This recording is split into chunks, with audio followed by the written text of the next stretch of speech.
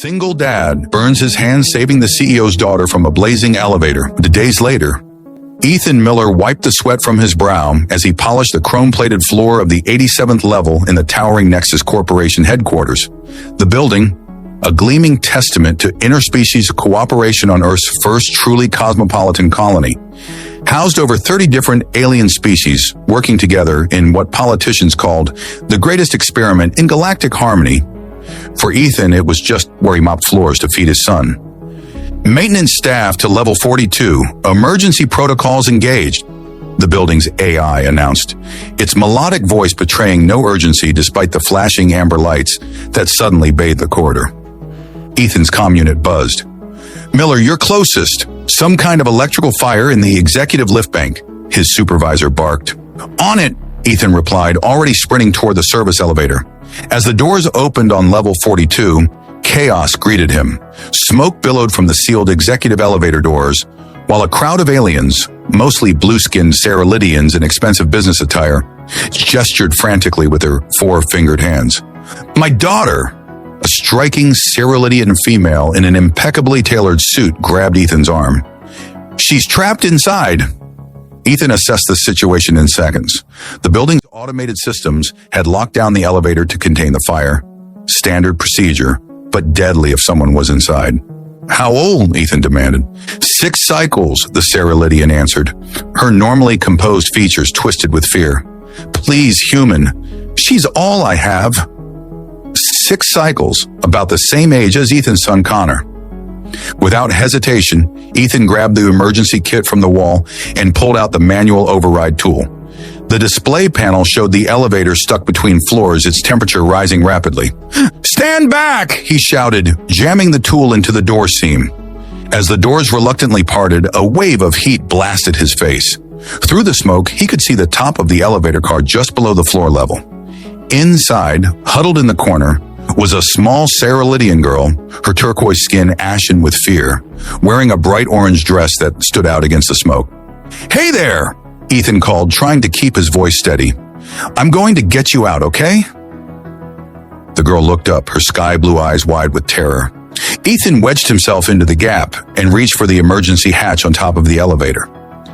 The metal seared his palms as he wrenched it open, but he bit back the pain. The girl's frightened whimpers reminded him too much of Connor during thunderstorms. Come on, sweetheart. Reach up to me, he coaxed. The flames were spreading now, licking at the control panel. The girl stood frozen. What's your name? Ethan asked, trying a different approach. Livy, she whispered. Livy, I'm Ethan. I have a little boy just like you. He'd be really scared too, but you know what? You're being so brave right now. The girl's antennae perked up slightly. My hands are going to hurt when I lift you, so I might make some funny faces. Don't worry about it, okay? She nodded, and Ethan reached down, ignoring the searing pain as his already burned hands gripped the hot metal edges. With a grunt, he hoisted himself further into the elevator and scooped up the child. Hold tight around my neck, he instructed. As he lifted her toward the opening, a secondary explosion rocked the elevator. Ethan shielded the girl with his body as debris rained down. With one final push, he thrust Livy through the opening into the waiting arms of her mother. Pulling himself out was agony. The skin on his hands sloughed off as he gripped the hot metal edges, but adrenaline kept him moving until he collapsed on the cool floor of level 42. Medical team to level 42, the ANI announced, finally acknowledging the emergency. Through pain-blurred vision, Ethan saw the Ceralidian businesswoman clutching her daughter, their foreheads pressed together in the traditional familial greeting of their species. Thank you, human, the alien said, her voice melodic yet commanding, even thick with emotion. I am Nara Ven, Chief Executive of Nexus Corporation. You have saved my greatest treasure. Ethan tried to respond, but the pain overwhelmed him, and darkness closed in. His last coherent thought was of Connor, waiting at the colony school for a father who wouldn't be picking him up today. Ethan awoke to the steady beep of medical monitors and the distinct antiseptic smell that was somehow universal across human and alien medical facilities. His hands were encased in regenerative gel sleeves, top-tier medical tech he definitely couldn't afford on a janitor's salary. Daddy! Connor's voice cut through his disorientation. Ethan turned to see his 7-year-old son perched on a chair beside the bed. A data pad with animated characters paused on his lap. Before Ethan could respond, Connor scrambled onto the bed, careful to avoid the medical equipment. "Easy there, Tiger," Ethan said, his voice rough. "Where are we? How did you get here?" "We're in the executive medical wing," came a melodic voice from the doorway, "and I arranged for your son's transport from his educational facility." Nara then stood in the doorway, her tall, slender frame silhouetted against the bright corridor light. Unlike the frantic mother from yesterday, today she exuded composed authority in a tailored suit that complemented her turquoise skin. Her silver blue hair was swept into an elegant updo that accentuated her high cheekbones and the delicate ridges that framed her face. "Miss Venton had her fancy shuttle pick me up from school," Connor explained, eyes wide with excitement. "It had real autopilot and everything." Nara stepped into the room and Ethan noticed a small figure partially hidden behind her legs. Little Livy peeked out, her sky blue eyes curious but cautious. "How are your hands feeling?" Nara asked, approaching the bed. "Like they're still on fire, but I'm guessing that's better than the alternative," Ethan replied with a pained smile. "The doctors say you'll regain full functionality within a week. The regenerative treatment is expensive, but the least Nexus could provide." There was an awkward pause as Ethan processed her words. He'd never be able to repay this kind of medical care. "I don't know how to thank you," he began, but Nara raised a 4-fingered hand to stop him. "No, I am the one indebted to you, Mr. Miller. You saved my daughter's life at great personal risk." Her formal tone softened. "There is no greater treasure in any world than one's child." Connor, oblivious to the adult tension, had slid off the bed and was cautiously approaching Livy. "Hi, I'm Connor. Do you like space racers?" he asked, holding up his data pad. Livy's antennae perked up with interest, and she stepped out from behind her mother. "I have the premium version," she said shyly. Within moments, the two children were seated together, heads bent over the game, the universal language of childhood transcending their biological differences. Nara watched them with a mixture of surprise and warmth. "Children adapt so easily," she observed. "Perhaps we adults complicate matters unnecessarily." "They haven't learned all our prejudices yet," Ethan agreed. Nara pulled up a chair beside his bed. Up close, Ethan noticed the subtle iridescence of her skin and the faint scent of something like cinnamon and ozone that seemed to surround her. "I've reviewed your employment file," she said, her tone shifting to business. "Single parent, colony resident for 3 years, previously served in the Earth Defense Force as a tactical specialist." Ethan tensed. "That was another life." "A valuable one," she countered. "You're overqualified for maintenance work." "Not many options for ex-military with a kid to raise," Ethan said, a defensive edge creeping into his voice. "Especially not on a colony where humans are still seen as the newcomers." Nara's expression shifted, something like guilt flashing across her features. "Yes, I'm aware of the challenges your species faces here. Despite official policy, prejudice persists." She leaned closer, lowering her voice. "The elevator incident was no accident, Mr. Miller." Ethan's military instincts immediately kicked in. "What do you mean?" "Our security team found evidence of tampering. Someone deliberately targeted that elevator, knowing Livy would be using it." Her voice remained steady, but Ethan could see the fear behind her composed exterior.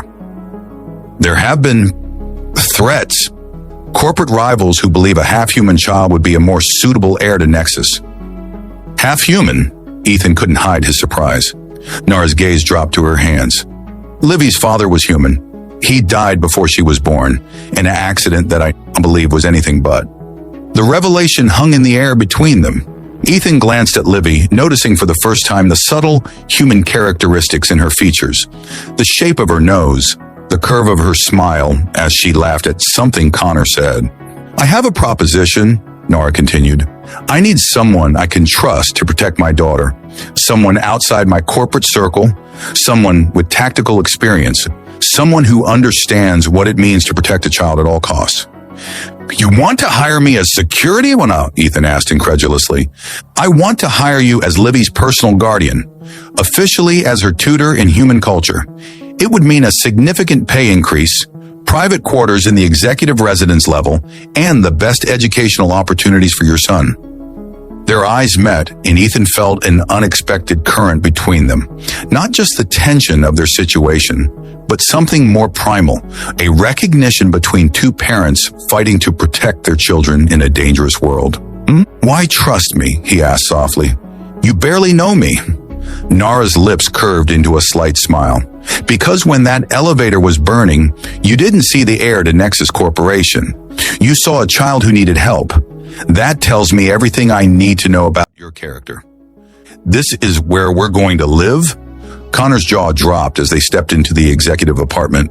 The boy darted from window to window, pressing his face against the transparent aluminum that offered a panoramic view of the colony's gleaming spires and the purple-tinged mountains beyond. Ethan whistled low, equally impressed but more cautious. The apartment was easily 5 times the size of their previous quarters in the workers' residential block. Sleek furniture in muted blues and silvers complemented the minimalist Cerulean aesthetic, though he noticed thoughtful human touches. A traditional coffee maker in the kitchen, his standard Earth gravity settings on the environmental controls. Nara thought of everything, he murmured, running his newly healed fingers along the smooth countertop. Your personal effects have been transferred from your previous residence, announced a melodic AI voice. Would you prefer them unpacked automatically or manually? Manually, Ethan replied quickly. Old military habits died hard. He needed to know the layout, the escape routes, the potential security weaknesses. As Connor explored the bedrooms, Dad, my bed hovers. Ethan conducted his own inspection. The apartment was on the 92nd floor of the executive tower, accessible only by private elevator with biometric security. Impressive, but not impenetrable. In the master bedroom, Ethan ran his hand along the underside of an elegant desk and felt something that shouldn't be there. Carefully, he extracted a tiny device no larger than his thumbnail, a surveillance bug sophisticated but recognizable to someone with his training. Instead of destroying it, he placed it back exactly as he'd found it. Knowledge was power, and someone was watching. The question was, who?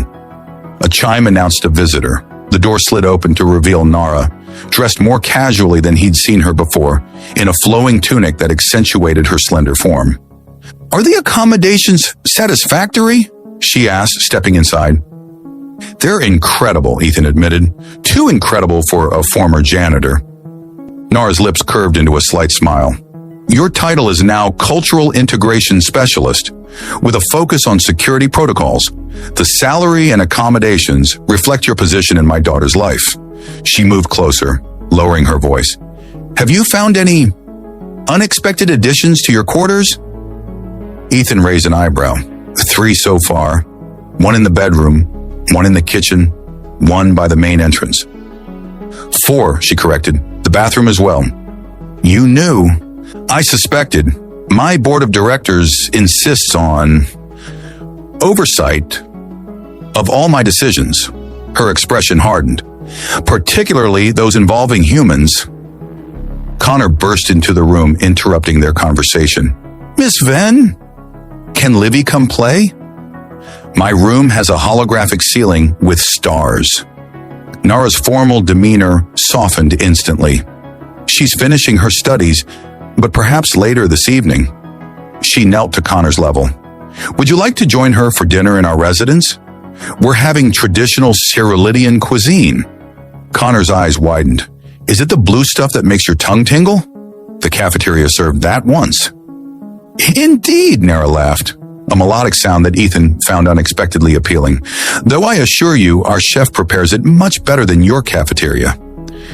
After Connor raced back to continue exploring, Nara turned to Ethan. There's another matter. Tomorrow evening is the annual Galactic Commerce Gala. As Nexus Corporation's host, I'm expected to attend with an escort. And you want me to handle security? Ethan asked. I want you to accompany me, she clarified, officially as my cultural advisor, unofficially as my personal security.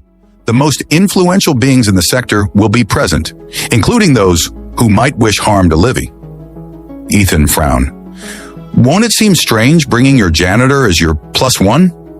Former janitor, she corrected, stepping closer. Current advisor. and no stranger than a Cerulean CEO raising a half-human daughter alone. The air between up close, the iridescence of her skin was hypnotic, shifting subtly with each breath. The children will remain here under triple security, she continued. I've arranged for Connor to join Livy's evening lessons. They're already inseparable. I noticed, Ethan said with a smile. Connor's never had a friend adjust to him so quickly. Usually the other kids. Treat him differently for being human, Nara finished. Yes, Livy experiences similar isolation for her mixed heritage. Their eyes met, and Ethan felt that unexpected connection again. Stronger this time. They were both outsiders in their own ways, both fighting to give their children a better life than they'd had. I should warn you, Ethan said, breaking the moment. I don't own anything suitable for a galactic gala. Nara's eyes traveled down his body in a way that sent heat coursing through him. That's already been addressed. A tailor will arrive tomorrow morning.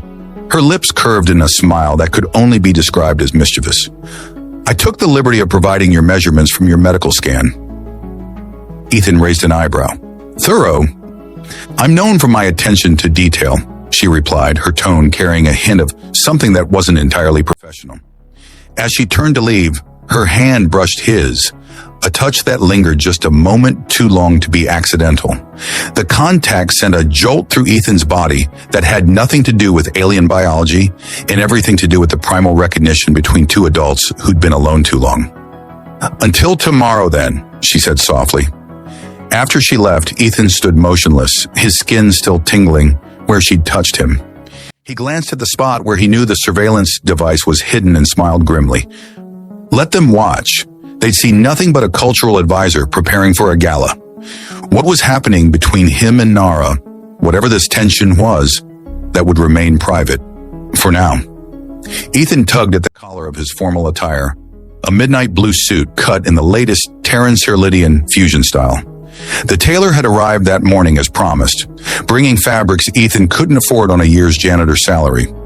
Stop fidgeting, Nara murmured as their private transport glided toward the Grand Nexus Hall. You look quite striking. Her gaze lingered on how the tailored jacket accentuated his broad shoulders, and Ethan found himself equally distracted by her appearance. She wore a gown that seemed to capture starlight itself, iridescent fabric that shifted between deep blue and silver with each movement, complementing the natural shimmer of her skin. A delicate silver circlet crowned her head, marking her status as CEO. The children are secure? He asked, forcing himself to focus on the mission. Triple security as promised.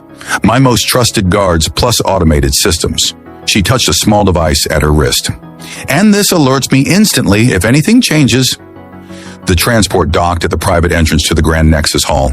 As they stepped out, Ethan offered his arm in the human tradition. Nara hesitated only briefly before slipping her four-fingered hand into the crook of his elbow. Remember, she whispered, you're my cultural advisor. Stay close, observe everything, but let me handle the politics. The Grand Nexus Hall took Ethan's breath away, a massive dome of transparent aluminum revealing the star-filled sky above, supported by graceful arches that seemed to defy gravity. Representatives from at least 20 different species mingled beneath floating light sculptures. Nara Ven, boomed a deep voice, a massive reptilian being approached, his scales gleaming with embedded jewels. Bold of you to bring a human as your escort. Ambassador Kreth, Nara replied smoothly. May I present Ethan Miller, my advisor on Terran cultural integration? The reptilian's vertical pupils narrowed. Cultural integration? Or something more personal? Rumors spread quickly about your preferences. Ethan tensed, but Nara's grip on his arm tightened in warning. Ambassador, surely you're not suggesting that my business decisions are influenced by personal matters?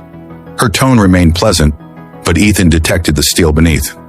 Of course not, Kreth replied with a toothy smile that held no warmth. Though one wonders if your late husband's species has clouded your judgment regarding Nexus's future. Before Nara could respond, the orchestra began playing, and she smoothly steered Ethan away. Kreth is chief financial officer of our main competitor, she explained quietly, and one of our prime suspects. Throughout the evening, Ethan observed the complex dance of alien politics while maintaining his cover. He noted which beings approached Nara with genuine respect and which harbored thinly veiled hostility. Most concerning was how many glanced at him with disgust or amusement. Clearly, a human at this level of society was considered either a threat or a joke. "Your species has quite the reputation," a willowy alien with translucent skin commented as Ethan collected drinks from the bar. "So passionate, so unpredictable. We prefer adaptable," Ethan replied with a practiced smile. "Indeed. One might wonder how adaptable. You've been to Ceralidian physiology." The alien's gaze drifted meaningfully toward Nara across the room. Ethan's jaw tightened, but he maintained his composure. "I find xenobiology fascinating in all its forms. As he returned to Nara's side, the orchestra began playing a slower melody. Couples moved to the center of the hall, engaging in a dance that seemed part waltz, part flowing martial art. "We should join them," Nara said suddenly. "I don't know the steps," Ethan protested. "It's similar to your Earth waltz, with a few adaptations." Her eyes held a challenge. "Unless you're afraid." "Never," he replied, setting down their drinks and taking her hand. As they moved to the dance floor, Ethan felt the weight of hundreds of alien gazes. Nara placed one hand on his shoulder, the other clasping his palm. The slight differences in their anatomy, her longer fingers, the subtle texture of her skin, suddenly felt electric. "Follow my lead," she murmured, "then I'll follow yours."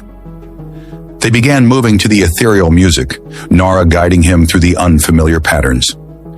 Ethan was grateful for his military training as he quickly adapted to the rhythm. After the first minute, something shifted between them, a perfect synchronization that felt almost supernatural. "You're a natural," she whispered, her face close to his. "Good teacher," he replied, his voice rougher than intended. As the dance continued, Ethan became aware of the scandal they were creating. The whispers, the stares. But in that moment, with Nara in his arms, he couldn't bring himself to care. "They're watching us," he said softly. "Let them," she replied, her eyes never leaving his. "Sometimes the most effective strategy is to hide in plain sight." The music swelled, and Ethan executed a perfect turn, dipping Nara slightly. The move brought their bodies flush against each other, and he felt her sharp intake of breath. The physical contact sent a jolt of desire through him that was impossible to ignore. When the music ended, they remained locked together a moment too long. The applause that followed seemed distant, unimportant compared to the unspoken communication passing between them. As they made their way off the dance floor, Kreth intercepted them, his reptilian features twisted in distaste. "Quite the performance," he hissed. "Your board will be interested to see how thoroughly you've embraced human customs, Nara." "The board serves at my discretion, Ambassador," she replied coolly. "Not the other way around." "For now," Kreth replied, "but even CEOS can be replaced when they forget where their true loyalties should lie." The threat hung in the air as he slithered away. "We should leave," Ethan said quietly. "That wasn't just corporate politics." Nara nodded, her expression grave. "I've seen enough, and there are matters we need to discuss. Privately." The journey back to the executive tower passed in charged silence. Ethan's mind raced with everything he'd observed and everything he'd felt in Nara's arms. Both seemed equally dangerous. The moment they entered Nara's private quarters, the composed CEO facade crumbled. She removed her silver circlet with trembling hands, placing it on a floating pedestal by the entrance. "Let me check on the children first," she said, her voice tight with barely contained emotion. Ethan followed her down a corridor adorned with what appeared to be ancient Ceralidian art, flowing sculptures that seemed to defy physics. They paused at a doorway, and Nara pressed her palm to the scanner. The door slid open silently. Inside, Connor and Livy were curled up on opposite ends of a crescent-shaped couch, both fast asleep. A holographic storybook hovered above them, posed mid-tail. Livy clutched a stuffed earth animal, a gift from Connor, Ethan guessed, while his son had somehow acquired a small Ceralidian puzzle box that glowed faintly in his relaxed grip. "They exhausted themselves," whispered the Ceralidian guard stationed by the door. The boy taught her Earth games, and she taught him our counting songs. Nara's expression softened as she gazed at the sleeping children. Transfer them to their beds, please, Taryn. Then you're dismissed for the night. The automated systems will suffice. After the guard gently carried the children to their respective rooms, Nara led Ethan to a private study. Unlike the formal, minimalist design of the rest of her quarters, this room felt personal. Shelves lined with physical books, a luxury in digital times. Comfortable seating, and a large window overlooking the colony's nightscape. No surveillance here, she said, pressing a panel that caused the window to frost over. This room is completely secure. She moved to a cabinet and removed a decanter filled with amber liquid. Taryn whiskey, your people make remarkable spirits. A woman of taste, Ethan commented as she poured 2 glasses. Jared, Livy's father, introduced me to it. She handed him a glass, their fingers brushing. He said it was liquid courage. Ethan took a sip, savoring the burn. Tell me about him. Nara settled into a chair, her gown pooling around her like liquid starlight. Jared was a human diplomat assigned to facilitate trade between our species. Brilliant, principled, fearless. Traits I've noticed are common in humans. She smiled sadly. We were not supposed to happen. Interspecies relationships were discouraged then, especially between executives and diplomats. But you happened anyway. Yes. Her eyes met his. Humans have a remarkable ability to make the impossible seem inevitable. She took a long drink before continuing. When I became pregnant, it caused a scandal. The board wanted me to terminate. They claimed a hybrid child would weaken Nexus. Jared fought for us. He was preparing documentation to take us back to Earth when his shuttle exploded during a routine journey. An accident? Ethan asked, already knowing the answer. The official investigation said yes. I never believed it. Her voice hardened. I was 7 months pregnant and suddenly alone, fighting to keep both my position and my child. I won, but at a cost. I've spent 6 years building walls around Livy and myself, trusting no one. Until a janitor with burned hands, Ethan said softly. Nara set down her glass and moved to sit beside him on the couch. You remind me of him. Not physically. Jared was slighter, more academic. But that instinct to protect, to act without hesitation when someone is in danger. Her hand reached out, tracing the faint scars on his palms. These hands saved my daughter without thought of reward or consequence. How could I not trust them? The touch sent electricity through Ethan's body. Her skin was cooler than a human's, with a texture like fine silk. He turned his hand to capture hers. I should tell you about Connor's mother, he said quietly. Military relationship. She wasn't ready for a child, and I couldn't abandon him. We agreed I'd raise him, and she'd pursue her career off-world. She sends messages occasionally, but... You've been alone too, Nara finished. The space between them seemed to compress, the air charged with unspoken possibilities. Ethan could smell her exotic scent, something like cinnamon and ozone, and found himself leaning closer. A piercing alarm shattered the moment. They both jumped to their feet, instantly alert. Nara's wrist device flashed red. Security breach, she said, her voice shifting from intimate to commanding in an instant. Children's quarters. They raced down the corridor, Ethan drawing the compact pulse pistol he'd concealed in his formal wear. The door to Livy's room was still sealed, but the security panel beside it showed signs of tampering, microscopic probes attempting to bypass the biometric locks. Amateur work, Ethan muttered, examining the device. They didn't get in. But they tried, Nara replied, her face pale, while we were at the gala. While we were distracted. The realization hit them both simultaneously. The gala had been a diversion. Someone had wanted them away from the children. The kids are safe, Ethan assured her, checking the security feeds. The attempt failed. But this was an inside job. Someone with access codes to this level. Nara's expression hardened into something dangerous. I want to know who. Tonight. Ethan nodded, already formulating a plan. We need to check the security logs, see who accessed this floor while we were gone. As they moved to the central security panel, Nara suddenly stopped, turning to face him. Ethan, what happened? What was about to happen between us can wait, he finished for her. The children come first. Always. Relief and something deeper flashed in her eyes. She reached up, her cool palm against his cheek. This is why humans fascinate me. Your priorities are never confused. Before he could respond, she leaned forward and pressed her lips to his, a brief electric contact that sent shockwaves through his system. Cerulean lips were cooler than human ones, but the sensation was intoxicating. For courage, she whispered against his mouth. Now let's catch whoever is threatening our children. The security logs revealed only authorized personnel had accessed the floor. Nara's most trusted guards and household staff. Cerulean lips were cooler than human ones, but the sensation was intoxicating. For courage, she whispered against his mouth. Now let's catch whoever is threatening our children.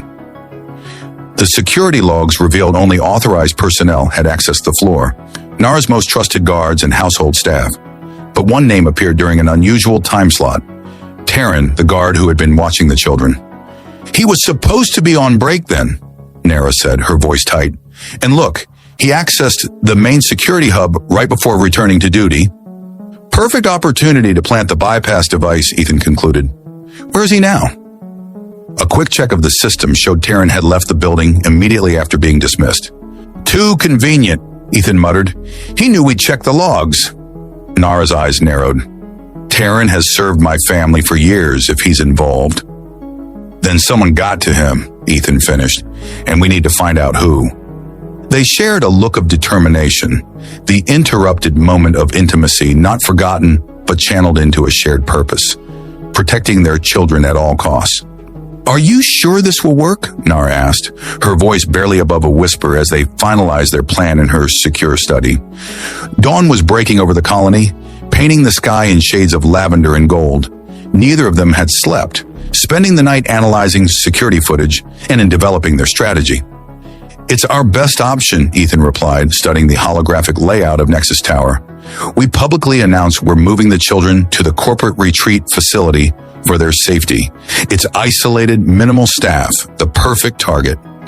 Except we won't actually take them there, Nara finished. Exactly. The children stay here under maximum security with your two most trusted guards. Meanwhile, we travel to the retreat with decoys and wait for them to make their move. Nara nodded, her silver blue hair catching the morning light. Despite the crisis, Ethan couldn't help but notice how the sunrise highlighted the iridescent quality of her skin. Even exhausted and worried, she was mesmerizing. She caught him looking and held his gaze. What is it? Just thinking how different my life was a week ago, he admitted.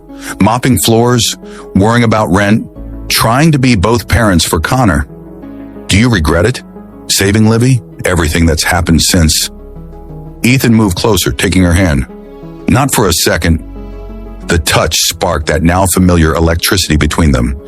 For a moment, they stood suspended in possibility, the danger around them only intensifying the connection. When this is over, Nara began. When this is over, Ethan agreed, not needing her to finish the thought.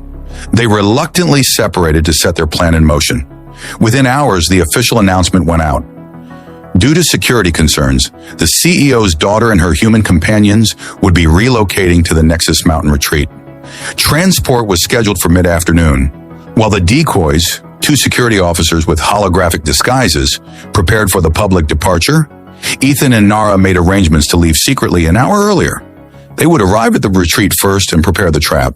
Before leaving, they visited the children, who had been told they were playing a special game of hide-and-seek. You stay in the secret room with Mira and Dorn, Nara instructed Livy, kneeling to her level. No matter what you hear, don't come out until either Ethan or I come for you.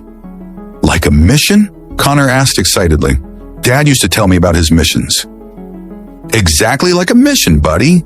Ethan ruffled his son's hair. And the most important part of any mission is following orders exactly. Understand? Both children nodded solemnly, though Livy's antennae quivered with anxiety. She reached for Connor's hand, and the human boy squeezed it reassuringly. Don't worry, Punti, he told her. My dad's the bravest human ever. He'll catch the bad guys. The simple faith in his son's voice nearly broke Ethan's composure. He pulled Connor into a tight hug. then surprised himself by including Livy in the embrace. The little alien girl's arms wrapped around his neck, her touch cool but comforting. "We'll be back soon," he promised them both. As they prepared to leave, Nara pulled Ethan into an empty room. Without a word, she pressed herself against him, her lips finding his in a kiss that contained everything they hadn't had time to say. Unlike their brief contact the night before, this was deep, desperate, a promise and a plea wrapped together. When they finally separated, both breathing hard, Nara whispered, "For luck." "I thought Sarah Lydians didn't believe in luck," Ethan replied, his voice rough with desire. "I'm learning many human concepts," she said with a smile that made his heart race. "Luck, hope, faith." Her fingers traced his jaw. "Love." The journey to the retreat was tense but uneventful. The facility, a sleek structure built into the side of a mountain overlooking the colony, was staffed by only a skeleton crew, all of whom Nara dismissed upon their arrival, citing confidential security protocols. As night fell, they positioned themselves in the master suite, which offered a clear view of both the landing pad and the main entrance. Security systems were programmed to alert them to any approach while appearing inactive to outside scans. "Now we wait," Ethan said, checking his pulse pistol one last time. Hours passed in vigilant silence. They took turns resting, though neither could truly sleep. During one quiet moment, Nara sat beside Ethan on the observation couch. "If we survive this," she said softly, "there will be consequences. The board won't approve of us. Because I'm human." "Partly, but mostly because you're not afraid of me." Her smile held a hint of mischief. "Most Ceralidians find that terrifying." "I find it attractive," Ethan admitted. "I've noticed."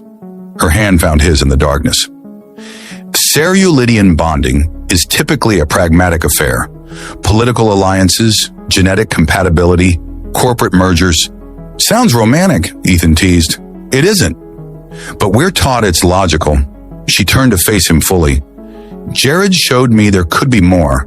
And now you—" The security alert chimed softly, interrupting her. A small transport was approaching, running without lights. "They took the bait," Ethan whispered, instantly alert. They moved to their positions, Nara activating the remote surveillance while Ethan readied the containment fields. The transport landed silently on the pad, and three figures emerged. Taryn and two others Ethan recognized from security footage as board members. Taryn, Advisor Malk, and Director Pren, Nara identified them, her voice cold. "All three on my suspect list." The intruders bypassed the outer security with practiced ease, confirming they had inside access, and made their way toward the suite where the children were supposedly sleeping. "Ready?" Ethan asked. Nara nodded, her eyes gleaming with a predator's focus. "No one threatens our children." "Our children." The phrase sent a surge of emotion through Ethan that he had no time to analyze as they triggered the trap. Containment fields sprang to life, immobilizing the intruders instantly. Lights blazed throughout the facility as Ethan and Nara emerged from their hiding place, weapons drawn. "Director Pren!" Nara's voice cut like ice as they approached the frozen figures. "I believe this constitutes a hostile corporate action. Care to explain yourself before I contact Colonial Security?" "The evidence is irrefutable," Nara declared, her voice carrying throughout the Grand Nexus boardroom. 3 weeks had passed since their trap at the mountain retreat. Colonial Security had taken the conspirators into custody, and a thorough investigation had uncovered a trail of corruption leading directly to Kreth, CFO of rival corporation Astral Dynamics. Today, at the emergency shareholder meeting, Nara stood confidently before the assembled board and major investors. Ethan watched from the side, impressed by her commanding presence in her formal CEO attire, a structured suit that somehow managed to look both authoritative and elegant. Director Pren and Advisor Malk have confessed to conspiracy, attempted kidnapping, and corporate espionage, she continued, gesturing to the evidence displays hovering above the conference table. Their statements confirm what many of us suspected. Kreth orchestrated both the elevator sabotage and the subsequent attempt to abduct my daughter. Murmurs rippled through the assembled aliens. Ethan noted the shocked expressions on some board members' faces, the calculating looks on others. Their ultimate goal was to force a merger between Nexus and Astral Dynamics, with Kreth assuming control of the combined entity. Nara explained, "My daughter, as a half-human hybrid, was considered an unacceptable heir to Nexus's legacy." She paused, her gaze sweeping the room. "This prejudice against humans, against interspecies cooperation, has undermined our colony's potential for too long. It nearly cost my daughter her life. Twice." Ethan felt a surge of pride as Nara straightened to her full height, her voice taking on a tone he'd never heard before. Not just commanding, but visionary. "Today I propose a new direction for Nexus Corporation, one that embraces diversity as strength, one that recognizes humans not as subordinates, but as equals, partners in building our shared future." The proposal that followed was bold, a restructuring of Nexus's leadership to include human representatives, new initiatives for interspecies collaboration, and a strategic partnership, not merger, with Earth-based companies to expand their reach. As the board deliberated, Nara joined Ethan in the antechamber. "That was impressive," he said, taking her hand. "You're changing the entire corporate culture." "It's overdue," she replied, "and I have a particularly compelling example of human excellence to cite." Her cool fingers intertwined with his, a gesture that had become familiar and cherished over the past weeks. Their relationship had deepened during the investigation. Stolen moments between security briefings, late nights reviewing evidence, shared meals with their increasingly inseparable children. They hadn't put a name to what was growing between them, but they both felt its inevitability. The boardroom doors opened, and Nara's assistant beckoned them back inside. The vote had been tallied. Nara's proposals were approved by a narrow margin. Several board members resigned in protest, but the majority recognized the wisdom in her vision, particularly after Colonial Security had frozen Astral Dynamics assets pending their investigation into Kreth. As they left the boardroom, Nara's communicator chimed with an urgent alert from Home Security. "The children!" she gasped, her face paling to a lighter shade of turquoise. They raced to the executive transport pad where Nara's private shuttle waited. The journey to the residential tower took only minutes, but each second stretched agonizingly as the security alerts continued. "Unauthorized entry, fire suppression systems activated, emergency protocols engaged," the automated system reported. Ethan's mind flashed back to the burning elevator, to Livy's terrified eyes as flames surrounded her. History was repeating itself, but this time, Connor was there too. When they arrived, the residential level was in chaos. Security personnel rushed through smoke-filled corridors as the building's systems worked to contain what appeared to be multiple small fires. "Kreth," Nara hissed, recognizing the signature of the attack. "He must have had a contingency plan." They pushed through to the children's quarters, where they found the guards unconscious outside the sealed door. Inside, smoke billowed from several incendiary devices strategically placed to cut off escape routes. "Connor! Livy!" Ethan called, activating the emergency ventilation.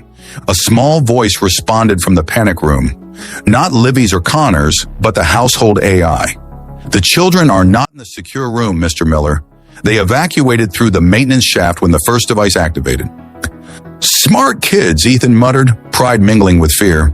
"Where are they now?" "Unknown. Communications are jammed in this sector." Nara's face was a mask of controlled terror. "They know the emergency protocols. They'd head for the secondary safe room on level 85. They raced to the service elevator, but found it disabled. Stairs, Ethan decided, already moving toward the emergency exit. 7 floors down, they encountered the children, but not alone. Kreth himself held Livy by the arm, a small weapon pointed at her head.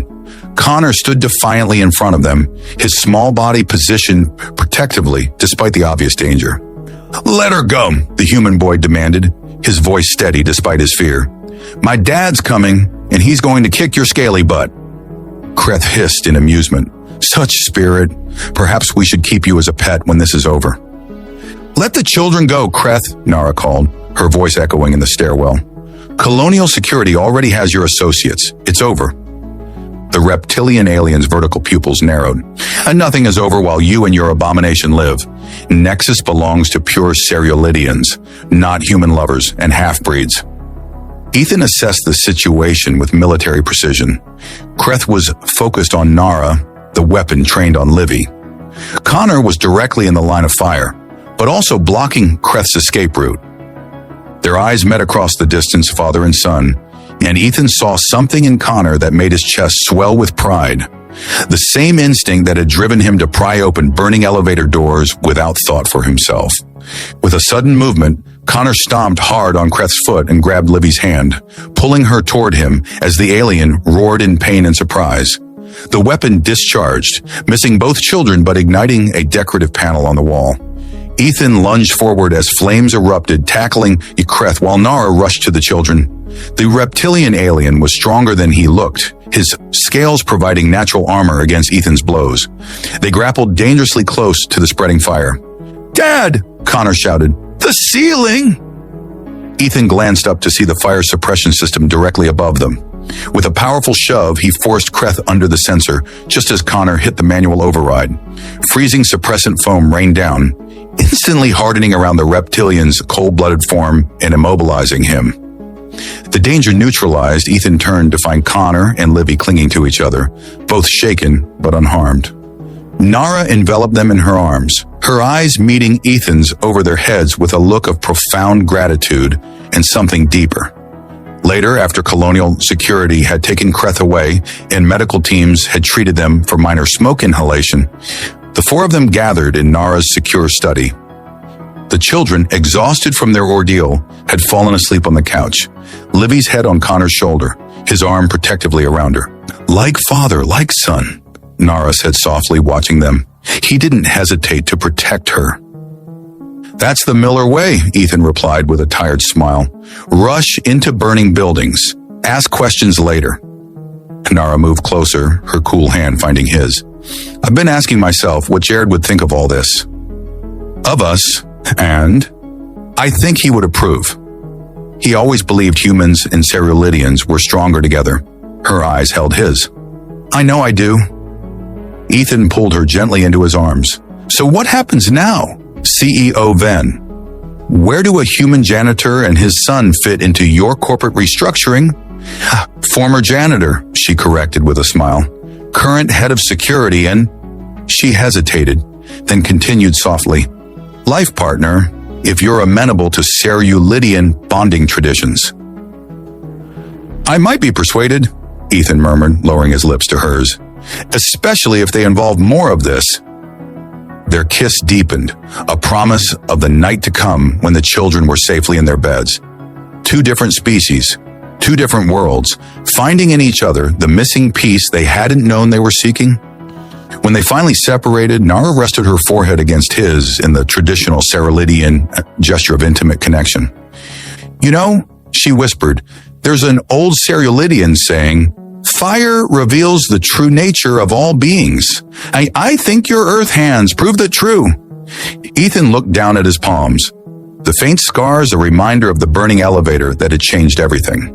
"Worth every blister," he said simply, drawing her close again. So, as they stood together watching their sleeping children, Ethan reflected on how quickly life could change. How a routine maintenance call had led him to this moment, to this woman, to a future he could never have imagined. Sometimes it seemed you had to get burned to find exactly where you belonged.